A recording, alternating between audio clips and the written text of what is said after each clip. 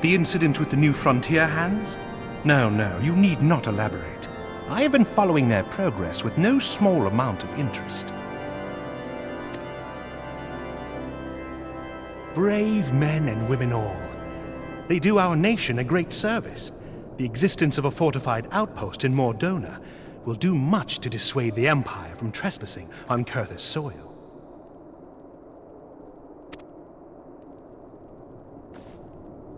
Right glad am I that you have chosen to lend your support to this endeavor. Never let it be said that House Forton does not acknowledge the efforts of her allies, or her debts. 'Twas in the spirit of gratitude that I arranged for sundry supplies to be delivered to Revenant's Toll. That the shipment should chance to be waylaid by heretics is poor fortune indeed. Poor fortune, I say, yet not without precedent. If you would know the truth of it, these incorrigible villains grow more organized with each passing day. This new unity of purpose we attribute to their leader, the Lady Iceheart. But though I have devoted significant resources to the task of identifying this woman, we have yet to learn so much as her birth name. What we do know is that the heretics speak of Iceheart in reverent tones, and would gladly embrace death rather than betray her. Such loyalty is rare indeed, and I fear to imagine what so committed a collective might achieve.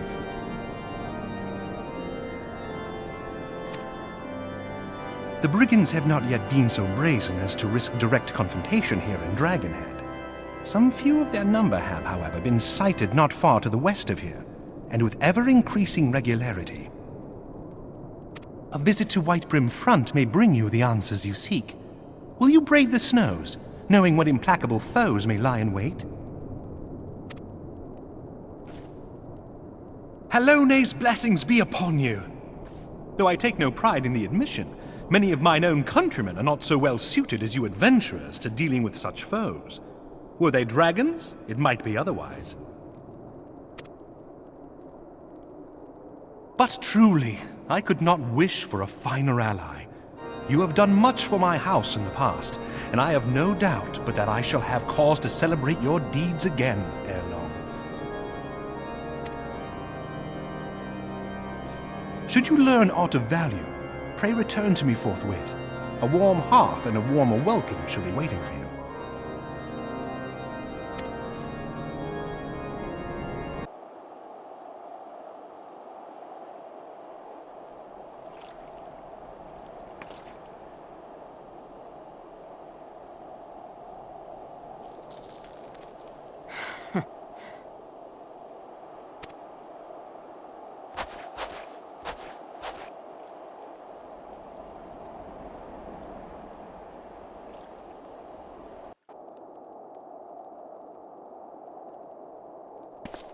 Your return is most timely. Of their own accord, my thoughts had turned to your task and the progress thereof. I confess my imaginings tended toward the grim and bloody.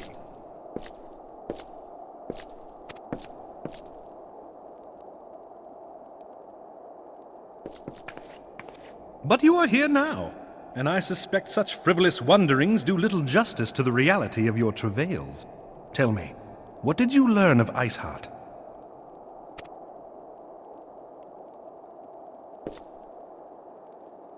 Indeed, and this transpired at Snowcloak? Of all the highlands, that towering wall has borne the worst of the region's brutal shift in climate. So inhospitable has Snowcloak become that we have still to survey the area in its entirety. Could its frozen heights conceal the heretics' hideaway? Mayhap a more robust reconnaissance effort is in order. Putting such considerations aside for the moment, we still know far too little of this Iceheart. That she is capable of commanding such a band of fanatics bespeaks natural authority, and no small measure of charisma. As much as I would like to fathom this mystery with you, the situation has grown beyond my personal purview. I am bound by duty to inform the Temple Knights and request that they bring this matter to its conclusion. Giving the glowing reports the new commander has garnered thus far, I am certain that they can be relied upon to take appropriate action. Though Iceheart's true identity yet eludes us, you have provided us with a point from which to begin. Sometimes it takes but a single stone to prompt an avalanche. On the matter of the stolen provisions, I have already made arrangements for a second shipment to be sent to Revenant's Toll. I could not well allow such an honorable venture to be undermined by one miserable setback.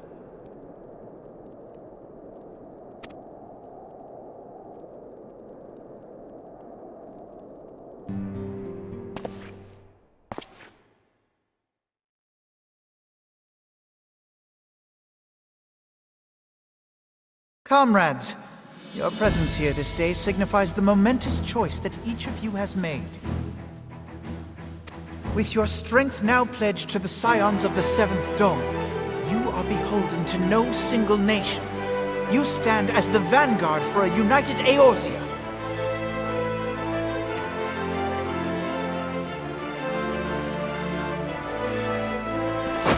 From this moment forth, I declare you Crystal Braves. Let us mend this fractured realm and face our enemies as one.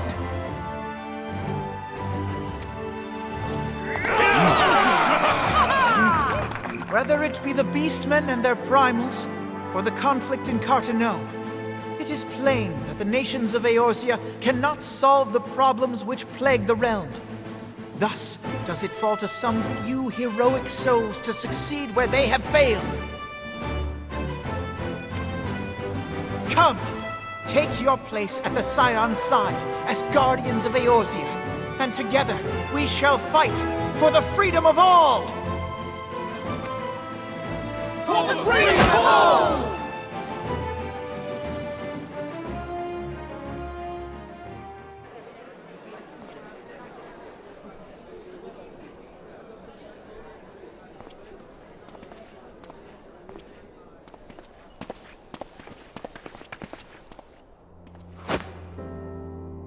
A rousing speech, Alphino. Or should I say, Crystal Brave Commander Leveilleur? Please, Antecedent. The title is honorary. I shall not be leading the troops into battle, as it were. We are of the same purpose. Let us join hands and do what must be done to save this land. The Scions stand ready.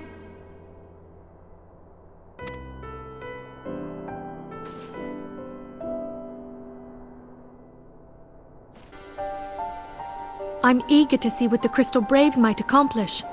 This shall prove an interesting time indeed for the Scions. Yes, I'm listening. So our worst fears are confirmed. The entire Isle. Such power defies comprehension. Truly? Kryal is alive? Thank the 12. I see. Pray, inform me if her condition changes. Yes, I shall pass on your words to Urianger. My thanks. I shall contact you anon. When I learned of the loss of the Isle of Val, I dared not hope that my friend had survived. Yet, by some miracle, it would seem she has. She's still to regain consciousness, it is true, but better that than death. Putting this happy news to one side, we must now endeavor to make sense of the readings taken by the survey party. It appears the etheric disturbance which accompanied the Isle's destruction is of a magnitude alarmingly close to that of Ultima. Could the Ascians be responsible for this devastation as well? I wonder, have you heard aught from the Mother Crystal since the battle with the Garleans?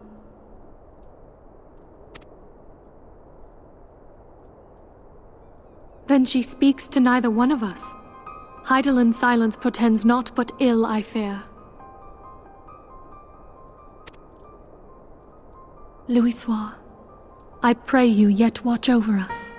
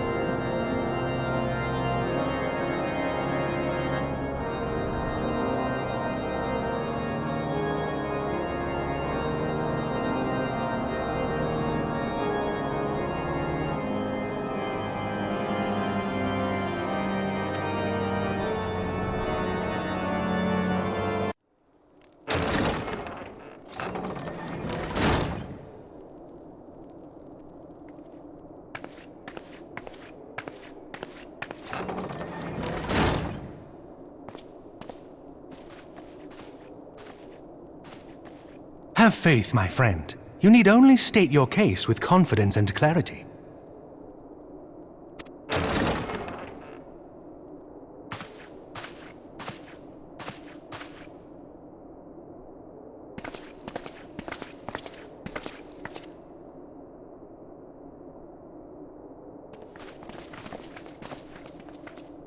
Commander Leveilleur, it is both an honor and a pleasure to meet you. I am Emmerich, Lord Commander of the Temple Knights. Alphino Leveilleur, at your service. Your reputation precedes you, Sir Emmerich. I think we will find that we have much in common.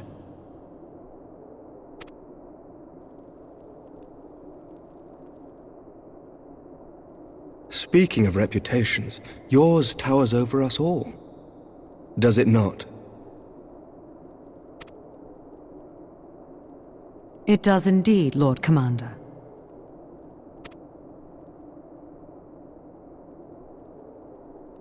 I am not too proud to admit that I have followed your activities with an interest bordering on fascination. Full glad was I to learn that you would be joining us. Now then, shall we begin?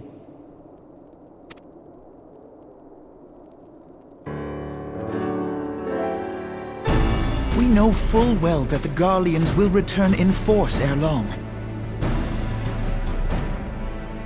What is more, we have yet to achieve a lasting victory over the Primal menace. The beast tribes continue to summon their gods, and each incarnation is stronger than the last. Ishgard is not immune to these threats. I must reiterate that it would behoove your nation to rejoin the Eorzean alliance. Once again, I must respectfully disagree. On what grounds? Despite their presence in Kurthus, the Ixal do not concern us. Their territorial claims pertain to Gridanian lands, and it is the people of Gridania whom they harry. Consequently, the Holy See judges this to be a Gridanian affair, and Ishgard does not intervene in the internal affairs of other nations.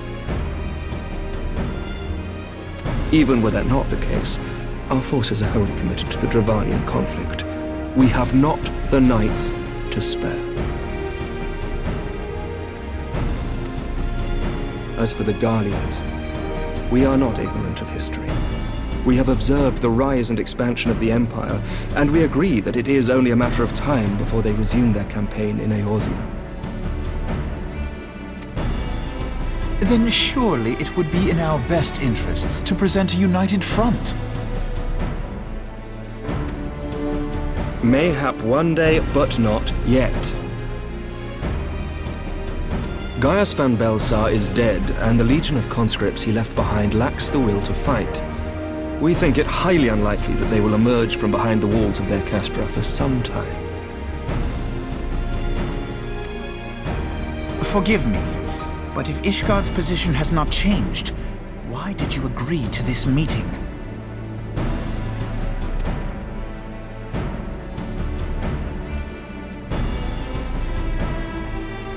It was not only as a representative of Ishgard that I came here. Pardon? It is not within my power to change Ishgardian policy, regardless of my personal feelings. There is, however, one area in which I may exert a measure of influence. Concerns have been raised over the supplies House Fortin has offered to Revenant's Toll. These have led to calls for restrictions on the provision of aid to foreign powers.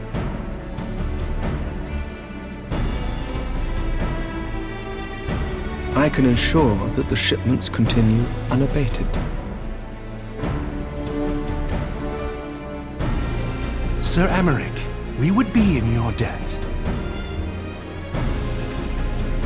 No, you would not, for I require something in exchange.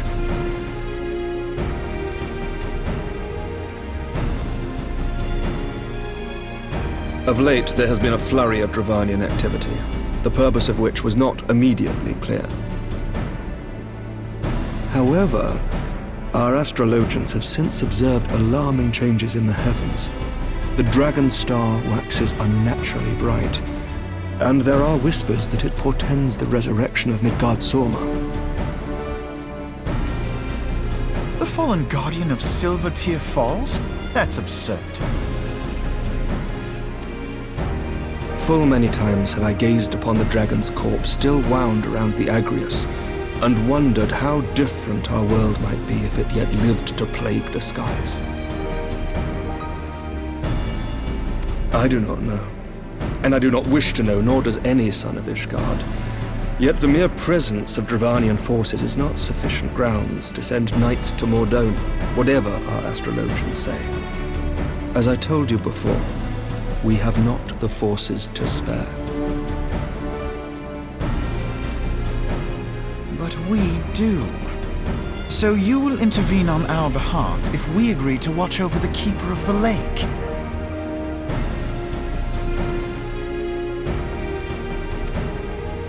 Do you accept these terms?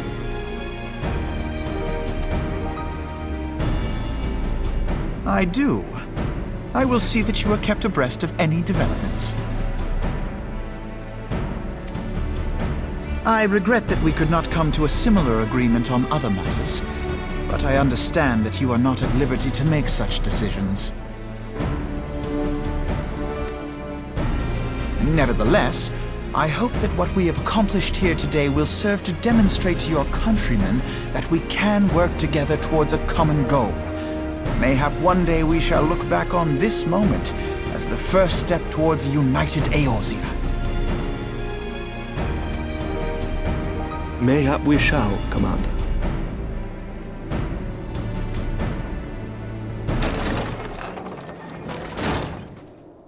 What is the meaning of this?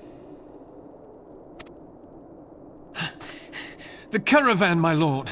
It's been attacked. It was Iceheart, my lord. What? By the Fury! All our precautions were for naught?